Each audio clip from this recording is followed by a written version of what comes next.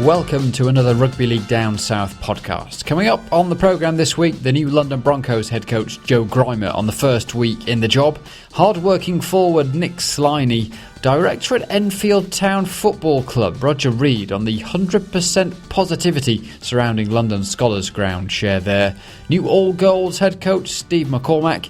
We catch up with HEMEL STAGS' very first community coach CHRIS TATE, and we'll hear about Broncos Will Lovell giving an inspirational team talk at the London Champion Schools Festival. As ever, you can listen to this podcast on the totalrl.com website. Plenty of you do as well. I've upgraded my account of the podcast hosting. Now I can see how many people listen in the various different ways. Fascinating if you're a sad maths geek like me. Plenty of you are listening on totalrl.com, so if you can support us on that website and click through to the other content on the web page there, then it would help us in the future, I'm sure.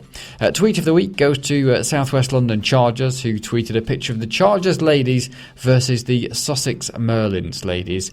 A tweet at Chargers ladies RL versus at Merlins ladies RL. What a great photo, indeed it was. You should go and check it out.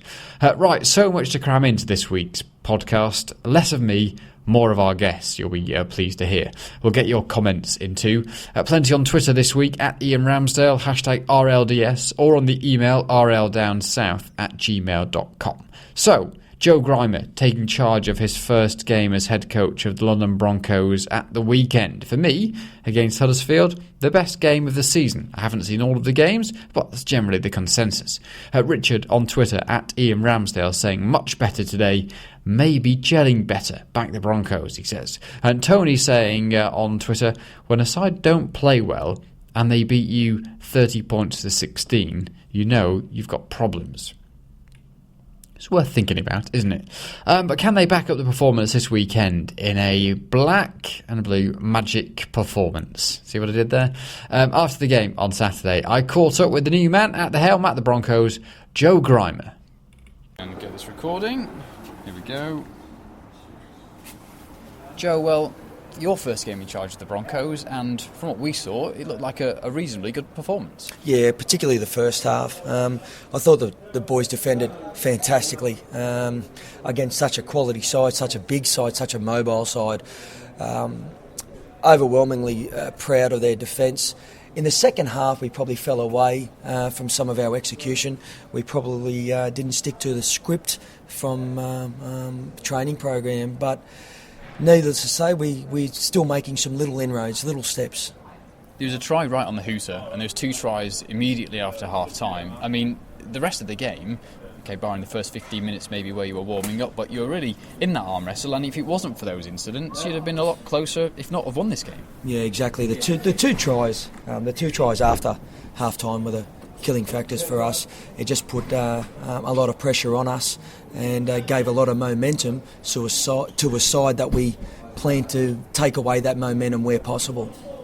And in terms of your first game in charge, I mean, overall, looking back on it, I mean, did you do anything different today? I mean, it does seem like it was one of the better performances we've seen from this side this year. Yeah, not particularly. It wasn't a disruptive weekend. It wasn't a disruptive week at training. However, we tended to tinker with a few things, but nothing drastically. It would have been too difficult to introduce or implement things so quickly. So credit to the players who really supported the club and the decision that was made and produced a performance like that, particularly in the first 40 minutes. I saw you with Josh Drinkwater just on the side of the pitch as you came off at the end. He seemed unhappy, I guess, maybe pinpointed at the beginning of the second half. Was he unhappy with what he'd done? I think Josh always sets himself high expectations, and when those expectations aren't met, he tends to take it pretty harsh. And I like that in a player. It brings out the competitive nature. And certainly the way that Josh started the first half or played the first half was his best half of football all year. He was certainly disappointed with the team's performance, and ultimately your 6, 7 and 9 are the players that you want to get the plays on, so he was disappointed with his second half performance. And you've always said you've wanted to be a Super League coach. You want to coach in the NRL, you want to have that top job. You've done it this week, you've had your first game. How do you feel? I feel like everything's fallen into place as it should, considering the circumstances. And I think that the relationship, even previously that Tony and I had, I think that both Tony and I implemented particular strategies, and so it's business as usual and nothing drastically different. So I'd certainly enjoyed this week, absolutely. And what is the plan? I mean, we just talked before we started recording about, next year, nobody knows where they're going to be. You've got points to fight for this year, but you've got to look ahead to next year, and the club are looking ahead to next year with you getting the job midway through this season. Yeah, absolutely. Again, we don't exactly know where we're going to be next year. It's likely that, it's one or the other. However, there are things in place at the moment where we're moving forward as far as recruitment, retention and things like that. So some things will be out in the next week or so. So we're moving forward to that, and particularly for me, signing on for next year is certainly great for me, and certainly for the club that we can plan for 2015. And when you see a performance like today, you see the vocal fans that were there, and the fact that there was such passion from the players. Josh Drinkwater at the end. It shows that there still is the belief at this club. There's still the real emphasis and the real sort of emotional feeling behind it that things can happen. There is, and the more you lose, the more you want to win, and the more you don't win, the harsher and the harder you take it. So it's a tough one, but the crowd here today were as vocal as I've seen them in ridiculous conditions, and the players were probably hurting more than what I've seen them hurt before. So there's certainly a lot of emotion, there's certainly a lot of passion, there's certainly a lot of care about our club, the Broncos. So that's JOE GRIMA and I stood in a doorway in the Hive, sheltering from the rain, trying to find a bit of a patch out the wind and the rain. Good to chat to him, and as he said, there's potentially a plan for the future, which I don't know, are they going to announce something or something soon? I saw various tweets and bits of news saying that potentially, they're going to start talking contracts with players this week. I think by the beginning of May you have to announce, don't you? You have to tell the players whether you intend to re-sign them or not, and then they can start looking for the deals, as we've seen with other players across Super League this week. But plenty I wanted to ask Joe. Not exactly the ideal scenario to have a good chat with him, so we'll catch up with him again in a week or two's time, I'm sure. His wife was there at the game. I think that was the first time that she'd been there, so wanted to sort of get his views on that and how all that had been going on at the time, and his view on the future as well. But like he says, something potentially they'll be ready to do something soon. I do continue to work on an interview, getting an interview with the club management structure at the London Broncos. It will happen.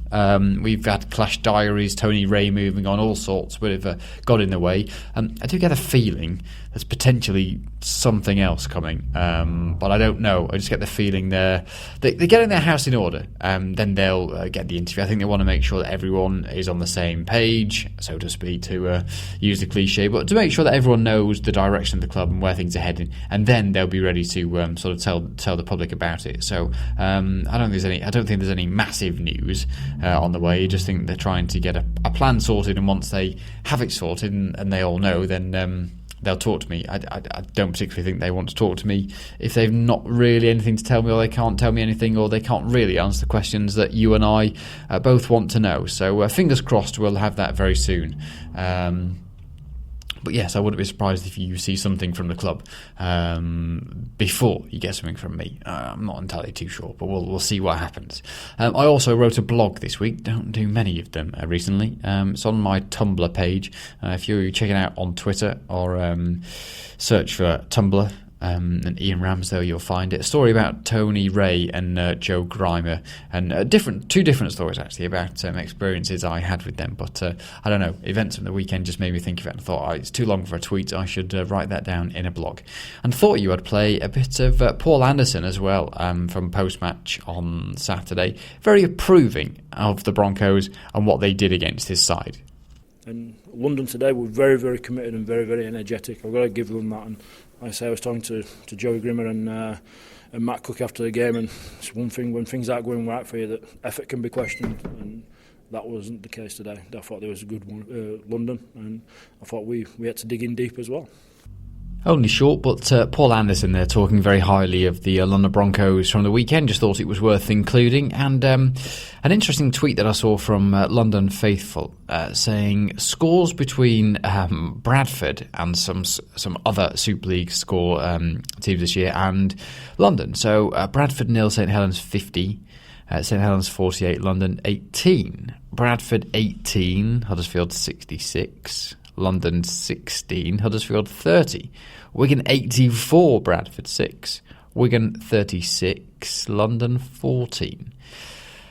It does sort of put the season in perspective, and hopefully things are improving.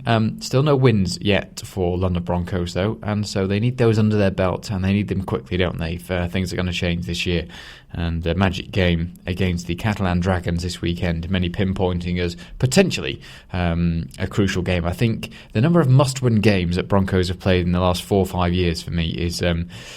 it's almost like uncountable. I think for the last 3 seasons I've turned up at the very first game of the year and in discussions with the other journalists said today's a must win, and it's the opening game of the season, and we did exactly the same this year. But yes, fingers crossed for a positive performance and a victory for the London Broncos at the Magic Weekend in Manchester this weekend coming. Now, one of the men that I thought had a terrific game for Broncos at the weekend was Nick Slyney. Broncos props have to work very hard at the moment. Vea and Slyney gave it everything. Slyney off the bench, Vea starting. Tremendous work effort and work ethic from both of them. So I hung around outside the dressing room after the game. In fact, I put some pictures on the Rugby League Down South Facebook page if you haven't found it yet. There's some photos from Saturday, and including a couple I took outside the dressing room and down the tunnel. Search for Rugby League Down South on Facebook. But I hung around long enough to grab a chat with Nick Slyney after he'd come out of it, the shower and the ice bath and everything. As here is my chat with Nick Slyney. It looked like, from where we were, the best performance of the season so far. Is that how the players are seeing it? I think so. Probably the performance today was probably the one that we were in the game for the longest for the season, I think, which was a bit pleasing, but we're still not playing for 80 minutes yet. Was it just a couple of spells in the game where you either weren't switched on or things didn't happen? Because it seems like a couple of minutes after half-time and the opening 15 minutes where things weren't going well, but the rest of it was very good. Yeah, it was. I think the opening start of the game, the first 15, we knew they were going to come out fired up and try to go over the top of us, and I think we handled that pretty well, like the boys that started. And then after the second half, that wasn't where we want to be. Like, they got 2 quick tries, which ultimately gave them the match. And so I guess the sort of learning points, I guess, from today is that there is a fight there. There's a really competitive side in there. It's just tidying up those extra little bits. That's right. There is a lot of fight in our team and a lot of spirit, and the boys are really close. We can't fault the way the boys get on. There's no everyone gets on. So eventually it's going to come, which I'm sick of everyone saying, but we're getting closer. Like you saw today, they're a pretty good team. So the way we played today was a step forward, but we can't rest on that. We've got to take it into next week as well. There does seem to be a real drive that win will come at some point, because I think some people in the press before the game were saying how do you get yourself fired up for these games, because what are you thinking ahead of a game with a really strong Huddersfield side, but there is that belief in the squad, as we saw out on the field, that it will happen. 100%. There's heaps of belief in our team. We know if we play as a team, we could compete with any team in the comp. But at the moment we're still not doing it for 80 minutes, and that's where we've got to get to first before we chase the win, I guess. What about you as well? A great performance off the bench today, and it's tough work out there, I guess, for the Broncos forwards. It is. We're not the biggest forwards, I guess, in the comp, but everyone out there gives 100%, so we just got to keep doing that. And I guess play by play as well. You see yourself, driving the legs and taking it a few extra yards. There doesn't seem to be anyone easing off at any point. You've got to do it hard out there, and the effort is there. That's right, mate. Yeah, everyone's putting in 100% effort every week, so that's all we just got to keep doing, keep moving forward. Are you enjoying this season? It must be a difficult one to enjoy as such, but are you enjoying your time? Definitely, mate. Although the win hasn't came, everyone in the group gets on really well. And we're living in London, which is awesome, I guess. One of the best cities in the world, and I'm really enjoying it at the moment. Yeah, really enjoying my footy. Unfortunately, the win hasn't came, but I think that'll come. And How's Joe been this week? It's been a change of coach. I don't think anybody really saw the change coming at this stage of the season, but how has it been this week? No one really saw that coming. It was a shock to everyone, even Joey himself. But this week's been really good. Joey's came in really upbeat, energy. He sort of said that's happened now. We just got to move on. And Joey, being the head coach now, gets to do things his way, I guess. Was there anything done drastically different this week? No, not really. He just came in with just wanted everyone to believe in themselves and just play upbeat footy, I guess, and stick it to them. But we couldn't do that for 80, unfortunately. And what did Tony say when he left on Monday? Any departing words for sort of the squad and how he felt, or where you were and where he was with you? He didn't really say too much. He just said it came as a bit of surprise to him, and he just said he was not expecting it, like everyone. But he said he wished he was still here to see the team for the rest of the year, because I think plans were for him to move aside and let Joey be head coach, and I think that was sort of a bit disappointing for himself. I guess he wanted to see where the players he recruited for the team and take them forward, but unfortunately for him, it didn't come part. And an opportunity next week with the Catalans, a side who've been sort of hot and cold really this year, but not as good as they would want to be. With yourselves having a good week this week, a good week in training, sets you up well next weekend. It does, and I guess we can't really focus too much on them. We've got our own standards inside the club, what we strive to each week, and if we just worry about ourselves and get them right, then hopefully put in a good 80-minute performance next week. He's enjoying his time, and the morale within the squad is still very, very positive and very, very buoyant. And I think JOE GRIMA has given them a really big lift as well. So that's enough of Broncos for now. We'll come back to the Broncos and we'll hear from Will Lovell a little later on in the programme. But as I mentioned before, loads of stuff to squeeze into the programme. So let's plough on. This weekend, Scholars play their first game on the road, as they've now called it, Enfield. It's the first of a few planned games away from the New River Stadium, while it has the 4G pitch laid.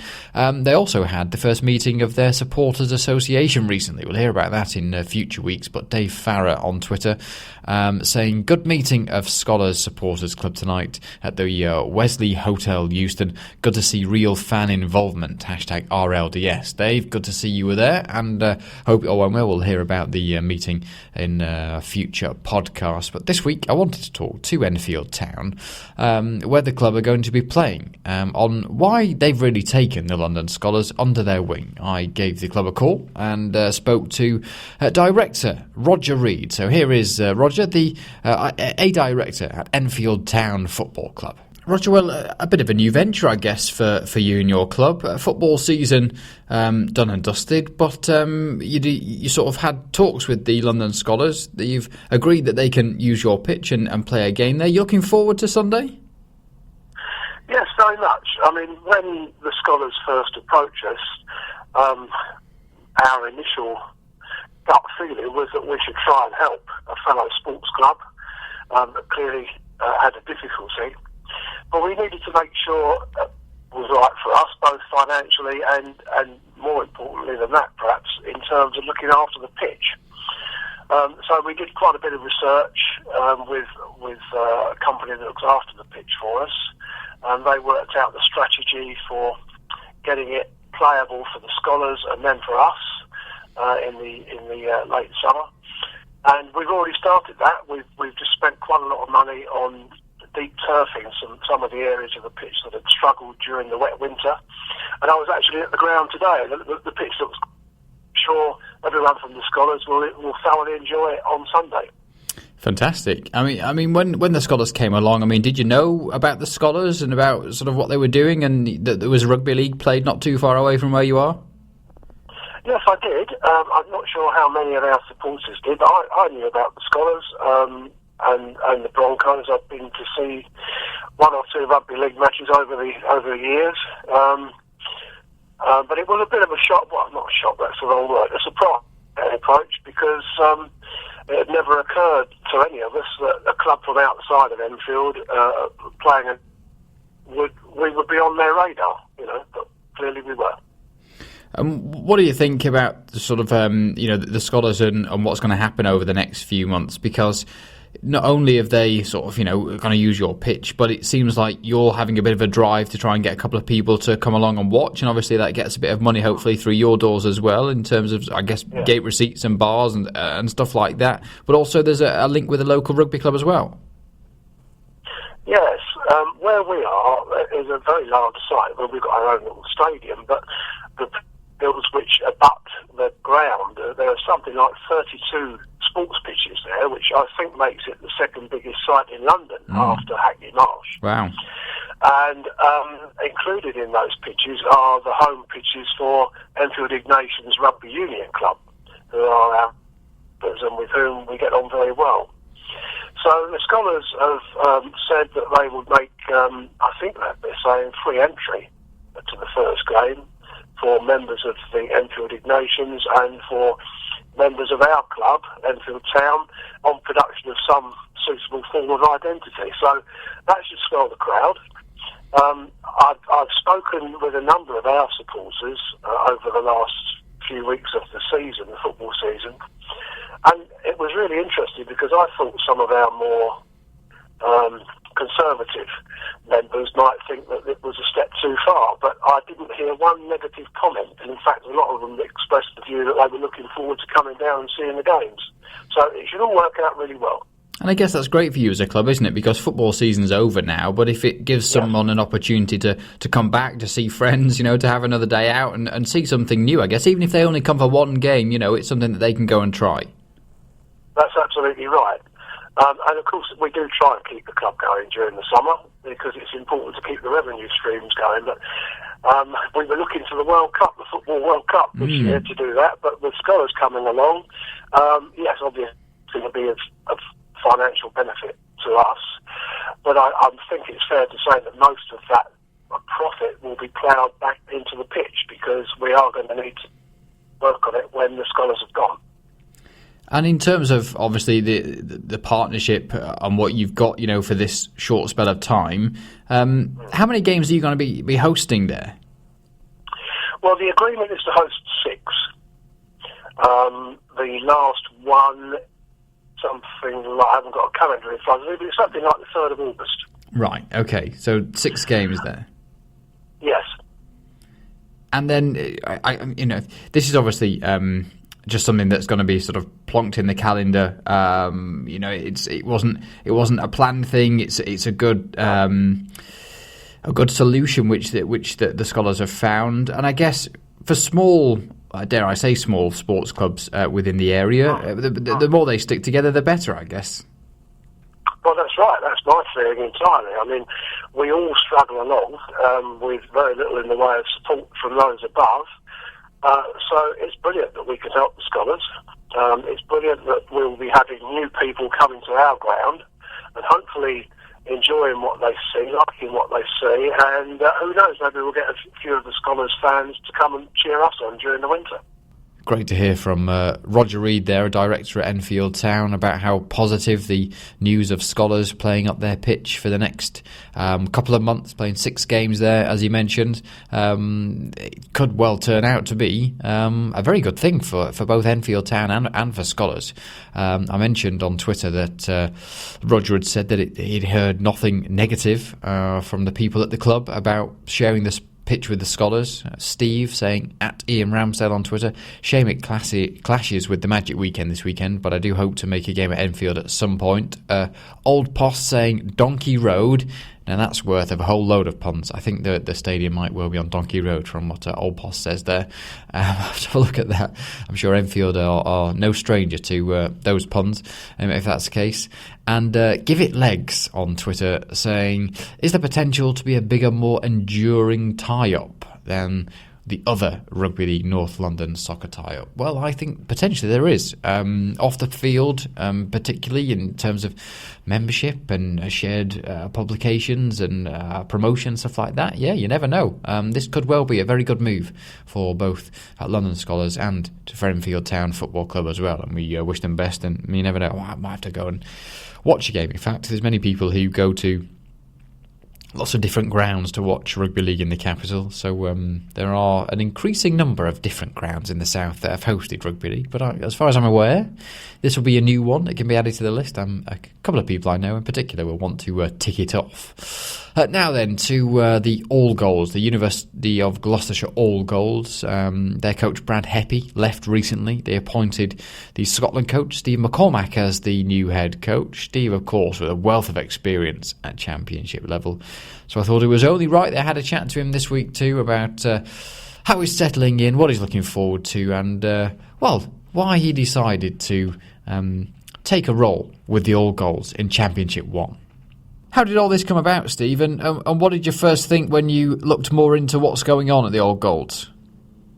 Well, it came about, I've known Lionel for quite a long time anyway, and obviously with his involvement with rugby league and been about in the game for a few years myself. He contacted me with just looking at the links maybe between the Warrington Collegiate, which is my current job, with the scholarships and the rugby league programme we run there, and obviously the link with Gloucester University. And I went down there on a Sunday and spent all Sunday and a Monday there, and the facilities are absolutely fantastic. I was obviously blown away by what I saw, and it's a unique concept with the club being owned by the university, but one that's very exciting.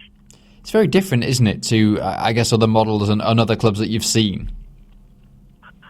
It is, yeah. I mean, obviously the other clubs I've seen with regards to Super League and the best championship clubs, maybe don't have the facilities that the All Golds have. The sports science, facilities at the university, the staff, the students who's actually working in the university and studying, the current staff who's at the club, and it is a very unique, process in which to do things down there. Obviously, everything's done through the University of Gloucestershire, and it's an exciting time, but it's a very unique way of running a rugby league club.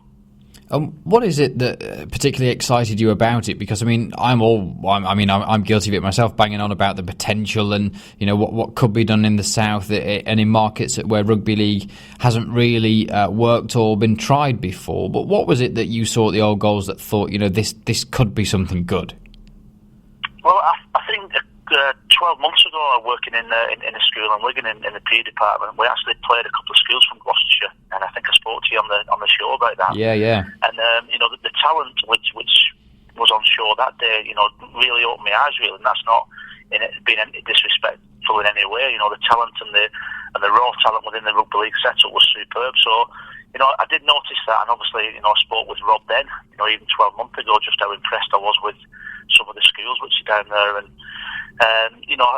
obviously going down to the university and speaking to people at the club, it was a decision that I didn't take lightly. I know that there's a little bit of travelling involved and a big commitment, and a lot of expectations also in the area. So it's a job that I looked at quite in depth and in detail, and when I saw the positives that can be made from the club, then there was only one decision I was going to make. I was going to say, it's not the easiest of journeys, is it, from the northwest down to Gloucestershire?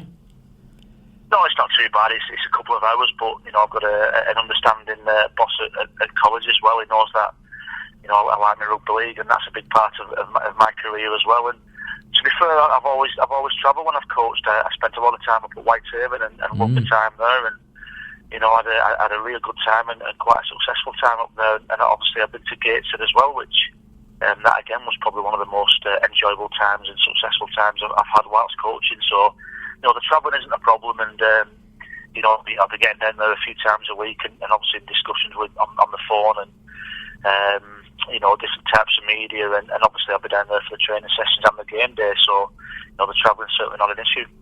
And you mentioned your experience within educational systems. Do you think that background and that part of your experience will benefit you in this unique situation at the All Golds?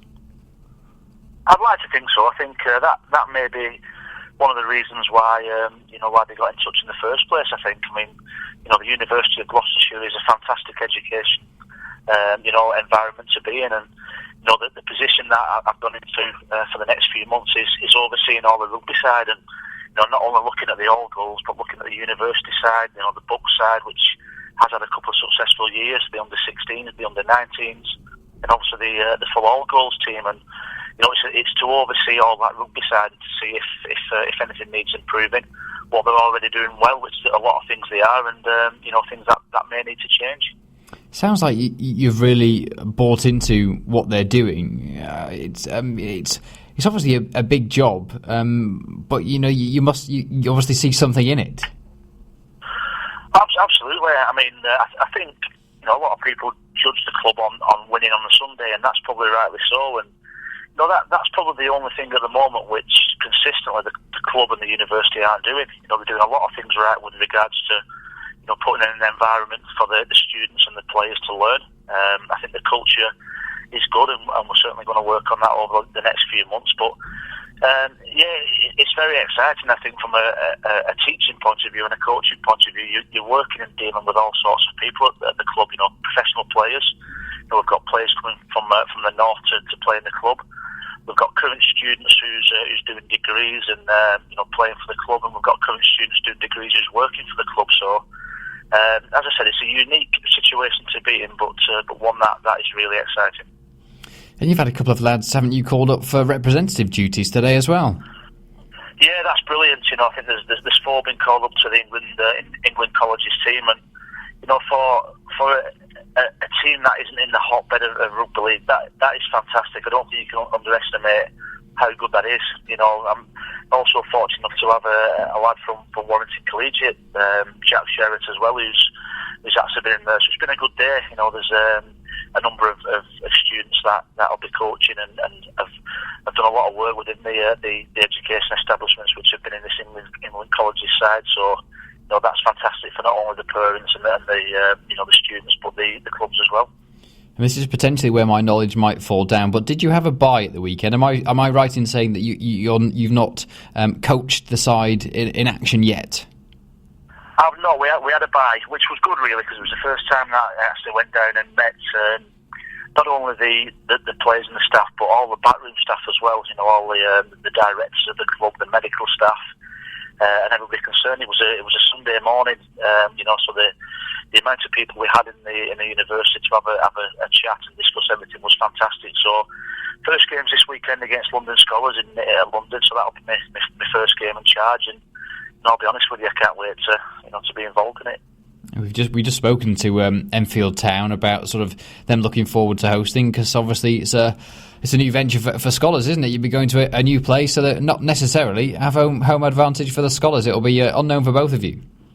It is, yeah. And I've actually just been on the phone to Pat Kluski, who's I think it's the commercial manager down there now, or general manager. I'm not sure his position there, but Pat's a person that I work with very closely at Widnes during the time there, and that's a fantastic appointment for London.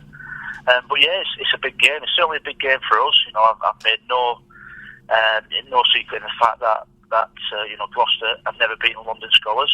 They've played them on numerous occasions in the Northern Rail Cup and the league. So we've got our work cut out. I've done a lot of research on the Scholars. I've watched them play against York, and they've obviously played Gateshead this weekend. So we know a bit about them, but it's a matter of just making sure we get a side capable. There's a few injuries ourselves with Mark Barlow having a big operation over the weekend, so it'll be a big loss. But it'll be a cracking game. Always good to talk to Steve McCormack. As we mentioned before, very experienced coach, a man who knows the game well, and a big supporter of rugby league down south as well. He's often commenting and seeing things and wants to see the game develop. And as you hear there, I think his heart's really in it, and this could be a really good thing for All Golds and for Steve McCormack. And of course, he's got other things on his plate, like the head coaching job of Scotland. But yes, I wish him all the best, and I'm sure you do too, at the University of Gloucestershire All Golds. There's a new head coach, Steve McCormack. Now, the next introduction to the interview for the next piece really speaks for itself. It's an intriguing chat. It's rather long, but hopefully you find it interesting and entertaining. It's with the HEMEL Stags' first ever full-time community coach, a man called CHRIS Tate, who was doing the job back in the early 90s. He's a man that I've been meaning to talk to for many, many months. Eventually, I've got round to it, managed to make contact and explain what I wanted to do. And Chris, with no hesitation, agreed to the interview. We sorted it out, and here it is. So yes, the chat with Chris Tate, a man whose name you may well have heard, as I explain now, when you look back at the history of the HEMEL Stags. Here is my conversation then with Chris Tate. Most of the time when I have a chat with people at HEMEL about how things have been over the last few years and stuff, the name Chris Tate isn't too far away. And just to put your your name in perspective, you were the first full-time community coach at the club employed, is that right? Yeah, community coach and development officer and kit washer and bottle washer and running the bar and everything, really. It was the club had funded a development officer's position, and the two final interviewees were myself and Ralph Rimmer, who's now the operations director for the RFL, and I was fortunately chosen ahead of Ralph. So this was back in the early 90s? Yeah, no, you got it. Yeah, that's got to be 24 years ago, something like that. Wow. Yeah. It doesn't bear thinking about, does it? But as for your involvement with HEMEL, I mean, how did it all come about? How did you end up applying for the job, seeing the job, and end up doing it? Okay, so I'd grown up in Cumbria, in a place called Ulverston, which is has a thriving amateur rugby league, which is actually the centre of the town.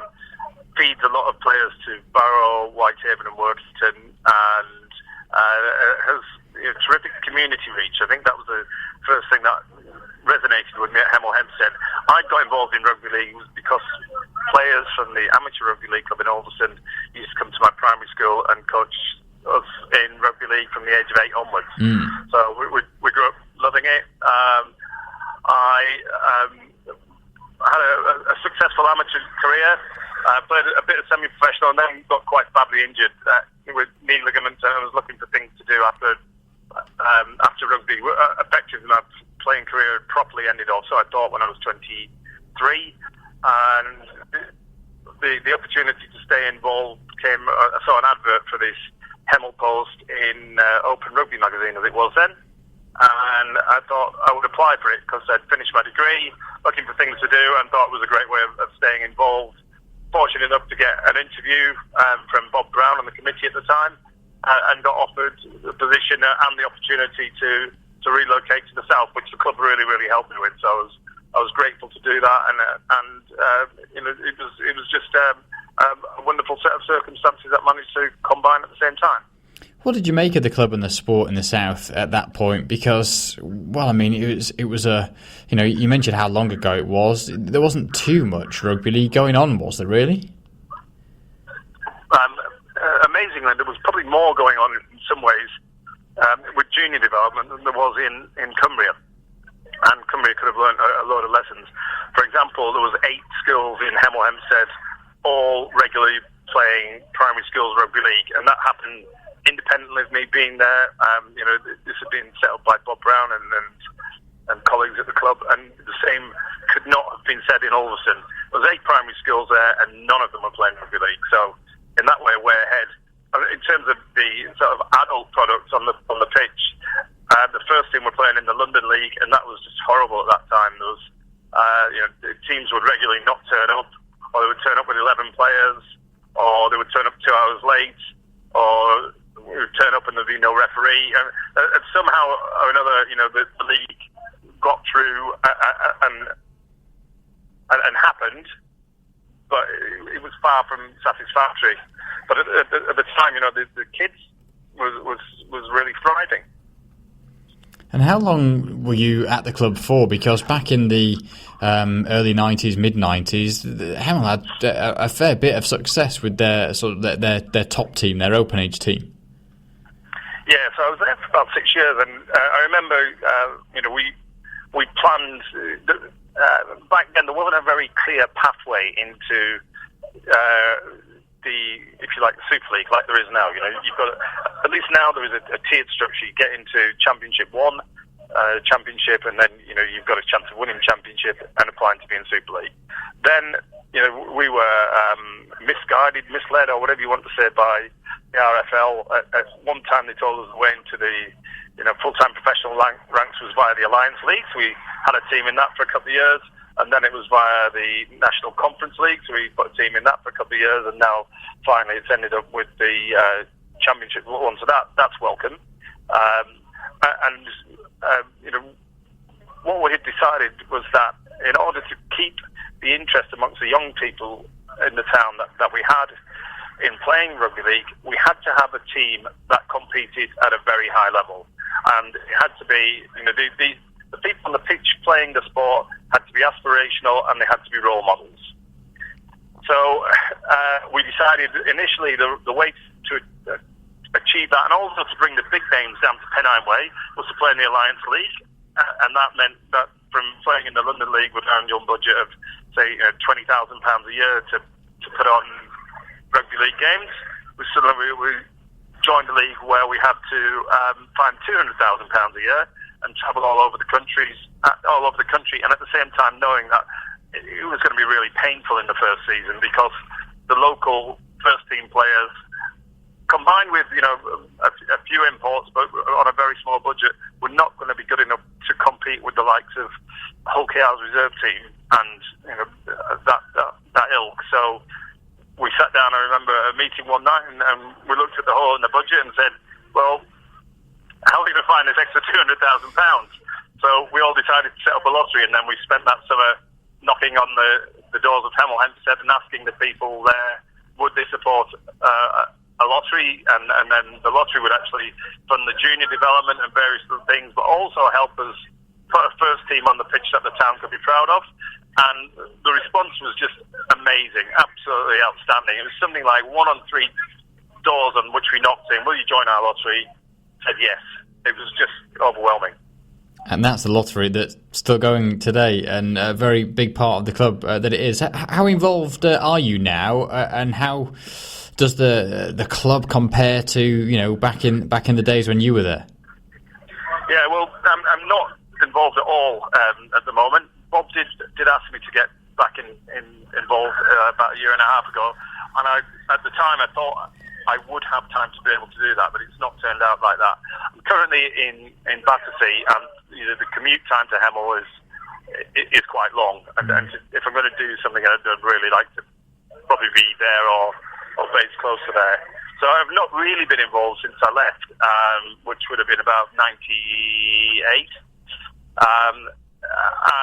Other than watching the results, I sometimes speak to Bob on the phone about 1 or 2 things, and sometimes speak to Troy, but very, very rarely. I've sent a couple of players over to Hemel from South Africa, where my brother lives, and he's been instrumental in setting up the first ever South African Rugby League, the first modern day South African Rugby League team. The simple answer is I'm not really involved, although it's always the first result I look out for every weekend. I was going to say, it sounds like you haven't strayed too far from the game. You still keep a very keen eye on it.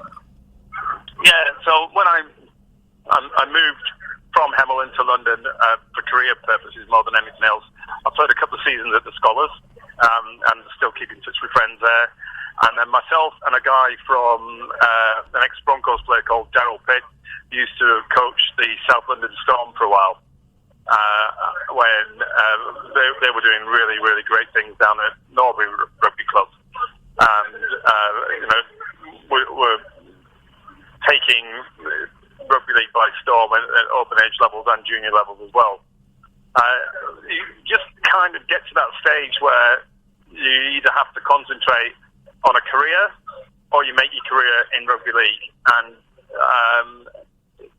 the situation I was faced with, probably when I left Hemel and certainly when I left Scholars, was there were far more opportunities away from the sport, and sadly or happily, or however you want to look at it, financial pressures just make you move away from the game.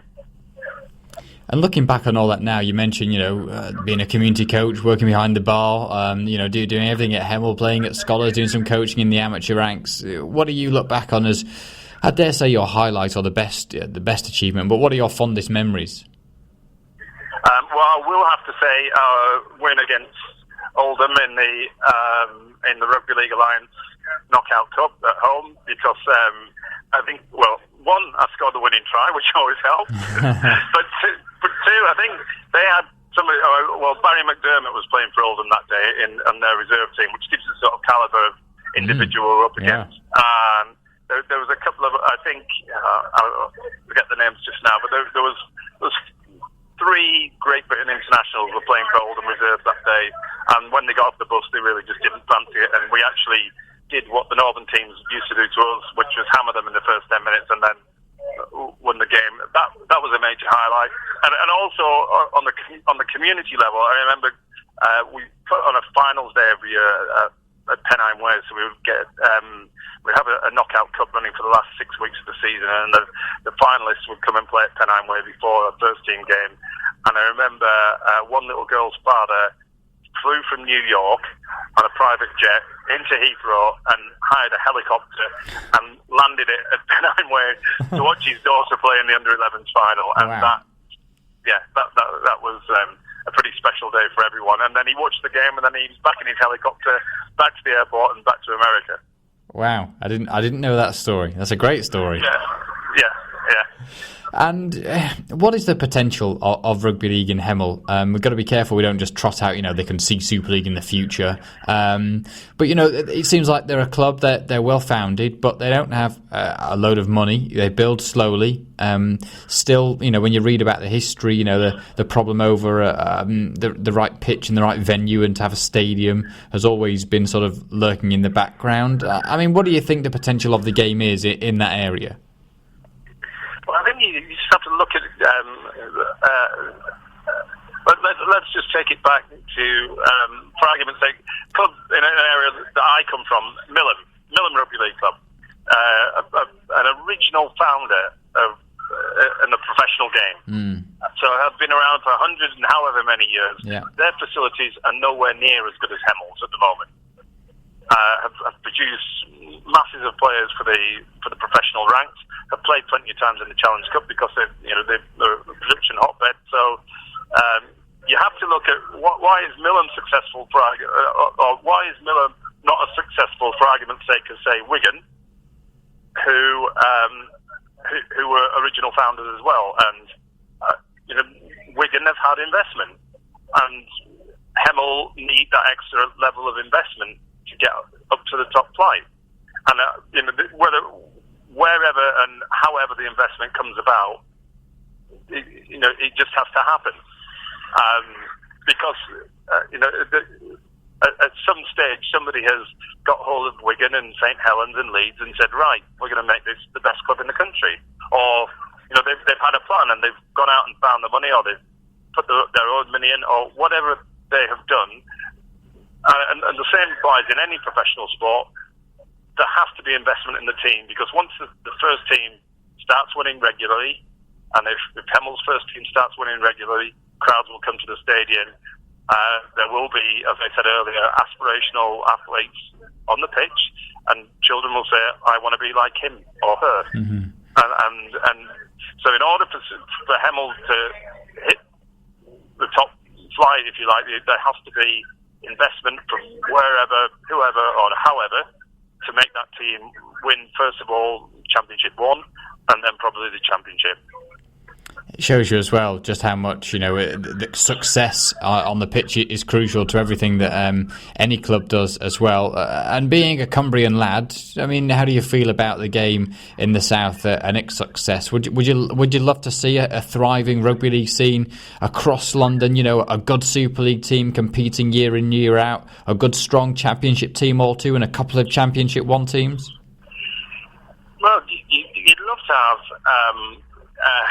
a successful Super League team, because I think that's and that has been at times. The Broncos. Yeah. I'd been at a Broncos game at Charlton where they had beaten St Helens, and there's 12,000 people there. And that's not all that long ago. And I think that year they went on to finish something like 4th or 5th in the league. But then, the investors in Broncos have invested for a long time, and you wonder how enthusiastic someone can stay for that long, because some of the names on the pitch that day were probably commanding very, very large salaries. However, I read something interesting by Marwan Kukash the other day, who has polarizing opinions. However, he's quite right in one respect. Unless you have an investment, you won't have a winning team, because it's really, really simple. If you've got gates of 10,000, you generate extra revenue. You're allowed to spend 70% of that on wages.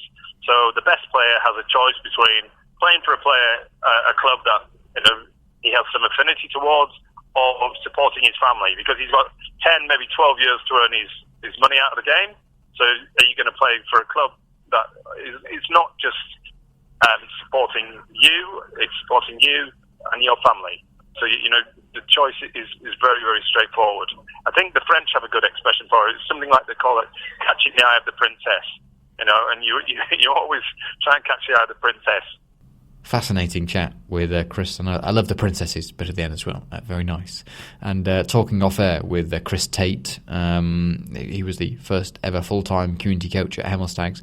He's hopefully going to put me in touch with a few other people that he's met along his journey in rugby league. So fingers crossed, more chats with them over the coming few weeks. But great to chat with Chris, and in the future, I know I've said this many times on the podcast and it's not quite happened yet, but there's a number of crucial people who've been very influential in what has happened in rugby league in the South, and I'd like to sit a lot of them down and record a proper chat, not over the phone but in person, in quality, so you can enjoy a good listen, and really go over sort of the achievements and what happened in the stories and stuff like that. So if I can do that in the future, I would love to.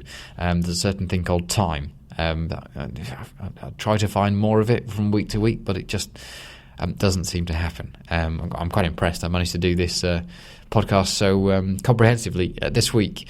Andy saying on Twitter, at Ian Ramsdale, I have to say, really enjoyed the interview with Juan Diasso of the Eastbourne Exiles from a podcast a couple of weeks ago. Always good to hear your thoughts, even if you're listening to a podcast from a few weeks ago. If you haven't heard that one, it is worth going digging up. Really good chat with Juan.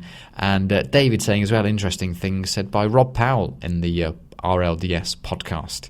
He seems happy with his lot. Again, if you haven't heard the interview with Rob Powell, I'd go and check it out.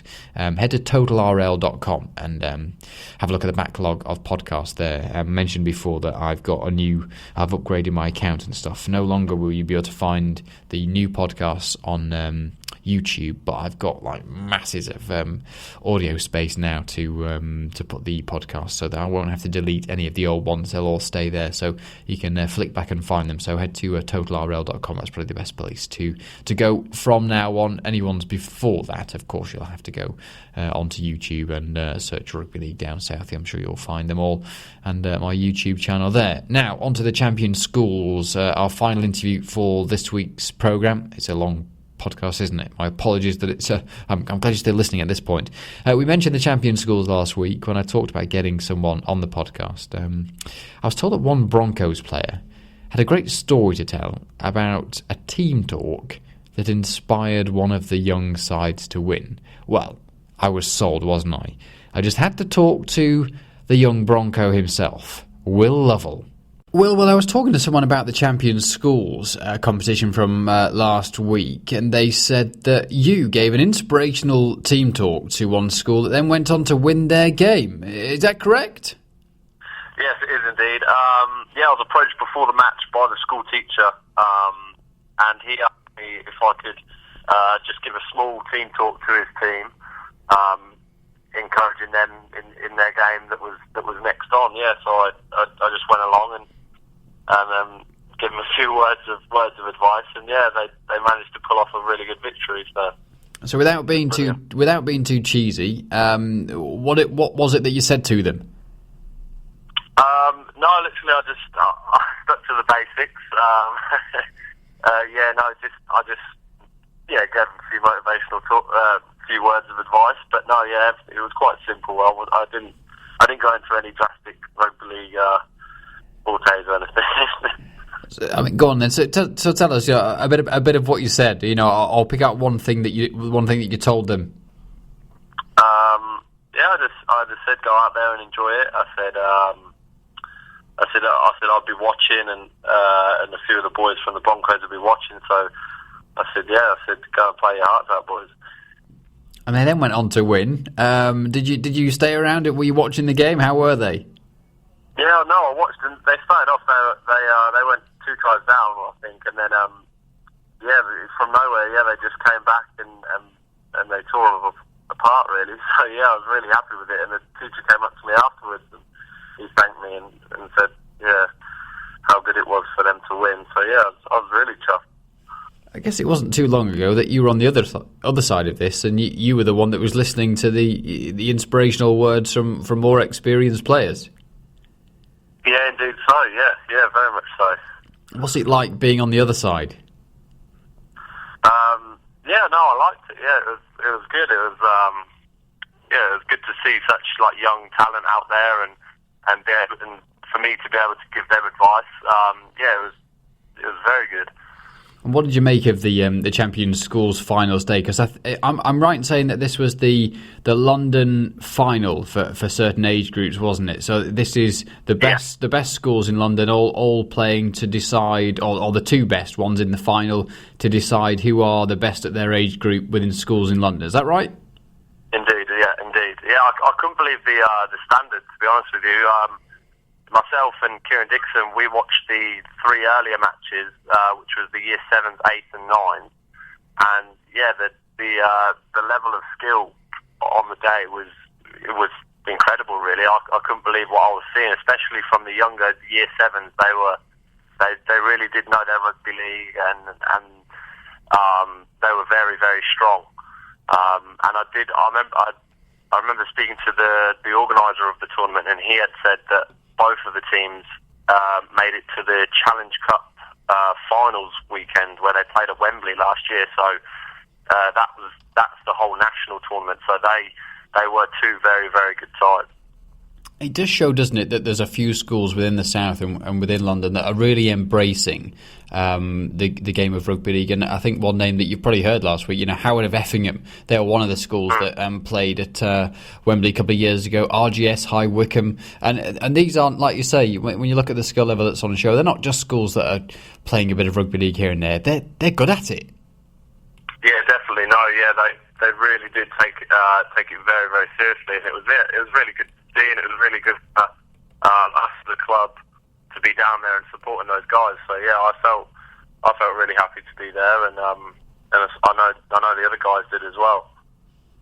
And in terms of you and the Broncos and how things are, we talk to other players about the sort of the difficulties and the fact that you haven't got that one under your belt yet. But the belief in the squad and the belief in the players and the upbeat morale that I experience when I pop down to training is it shows no sort of sign of wavering at all.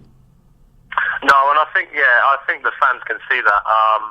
They understand it is a very young side, but I think you can see from all of our results that we are putting in a lot of effort, and there's a lot of work being done. Guys at training that are putting in the hours, you know what I mean? They're not just turning up and playing. They really are committing to the cause. So, I think if the fans stick with us, and hopefully they do, and I think we will get that win soon, and it'll be brilliant.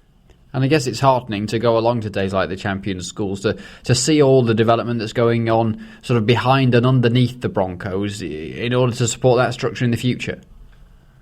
Yeah, 100%. Yeah, it's massive. Yeah, I think that's something that Joey is really big on as he's come into this head coach role. He really wants us to pursue that. I think it's really good. I'm just looking at the Twitter feed for London RL for last week as well, and they said the Year 7s final finished 14-all at full time. Then there was a drop goal in extra time. Do you remember that game? Oh my God, yeah. Me and Kieran, we were up and out of our seats. It was honestly, it was ridiculous. They went to extra time, and that's what I said about these 2 teams. They really did play some good rugby league, and I remember it as clear as anything. I came back and I even told all the boys at training, because year 7 guys at 11 and 12 to go 14 all in a game and then take it to extra time, and for a young lad to step up and think, I'm going to slot a drop goal, it was it was incredible. I couldn't believe it. Were you telling the lads to make sure they keep on top of the game, because there's some 11-year-olds that'll be keen in the future? Definitely, I was tipping Drinky up and Ben Farrer, 100%. And what about this is probably a question that I should put to Kieran Dixon, but how is he? I saw him at training a couple of weeks ago, and he's doing the odd bit of running and training. He must be sort of nearing action. I mean, he's itching to go, isn't he?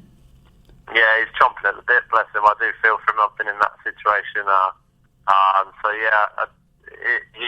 He's getting there. I think he's still got a bit more in his rehab to go, but I think it'll be good to get him back, definitely. Sounds great. Good to see Will and Kieran Dixon supporting the champion schools. Good to have the Broncos lads there in general. Had a tweet as well from the Richmond Park Academy at Ian Ramsdale saying, our Year 7 girls are representing London and the South in the National Champion Schools final in St Helens tomorrow. Will you wish us luck? Indeed I did. And in fact, a name you may well know, Jimmy Giblin, or James Giblin, who's been involved with Broncos and now doing community sport things within the South and the Southwest area. He mentioned it to me as well, to say that they were playing. I haven't actually seen the result from today's game, because I think they were playing today, as in Tuesday, the day I'm recording this. But Jimmy texted me to say, one of my schools is in Sheen, Richmond. Myself and their teacher, Mrs. Gota, have whipped the girls into shape from complete beginners to London champions at Year 8 and London runners-up at Year 7. Great to see, and we may well catch up with their teacher on next week's programme. That's in the planning. And another tweet from Rugby League Masters saying... Rugby League, the Bears 30, Medway Dragons 38. Great game of Rugby League in the South. Thank you, Beckenham. Good luck for the rest of the season. Ed, thank you very much for tweeting that at Ian Ramsdale. If you've got any news during the week, you can always tweet at Ian Ramsdale. Use the hashtag RLDS, which stands for Rugby League Down South. More people are using it by the minute, which is great to see. A good way of searching out news of Rugby League in the South. And that's it for this week's programme. Thank you once again for listening and getting this far on with it. I hope you've enjoyed it, and I'll be back with another one next week. Who knows what's going to be in the programme, but stay tuned on Twitter to find out more details, or just download it next Tuesday evening, and you'll have everything you need to update you on the scene of Rugby League in the South. Thank you for listening. Like I say, I'm sure I'll stop now. Okay.